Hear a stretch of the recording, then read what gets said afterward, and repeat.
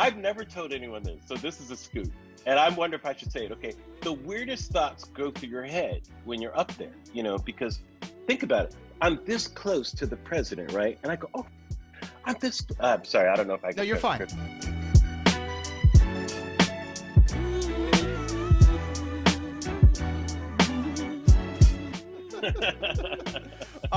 Okay, so you did something that I love. So earlier this year I released my first book, and it was about Congratulations. Thank you. It was about the movie Back to the Future. So it wasn't a huge poster. Yeah. Thank you. This is a That's poster awesome. for the book. This is the book itself. Maybe I can send you one.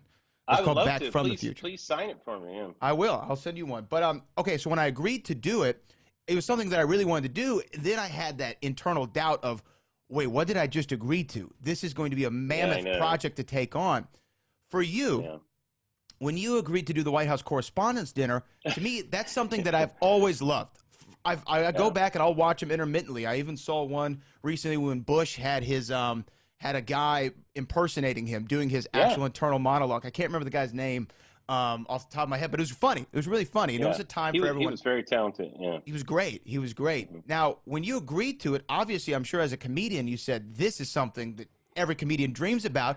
Other than hosting the Tonight Show, this might be number 2 on the list, or hosting Saturday Night Live, right? And then you get it.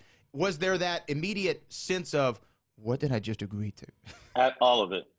Absolutely. In fact, as you're about to do it, you're thinking that, here I am sitting next to the First Lady, I'm having dinner, and I'm like, shit, I'm about to throw some truth bombs in here. like all of this nicety of, yeah, that's great. And your kids are going to think, oh, that's great. President Obama was dropping bombs.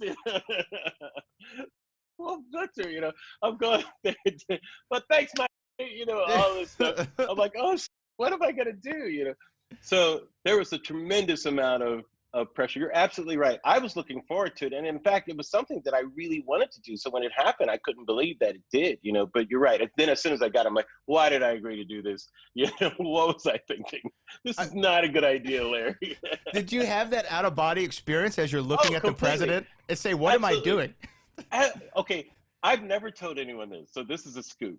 And I wonder if I should say it. Okay, the weirdest thoughts go through your head when you're up there, because think about it. I'm this close to the president, right? And I go, oh, I'm this. I'm sorry, I don't know if I can. No, you're fine. You're fine. But I'm like, I'm this close to the president. What if I was crazy and I just wanted to attack him? I'm like, Larry, stop thinking that.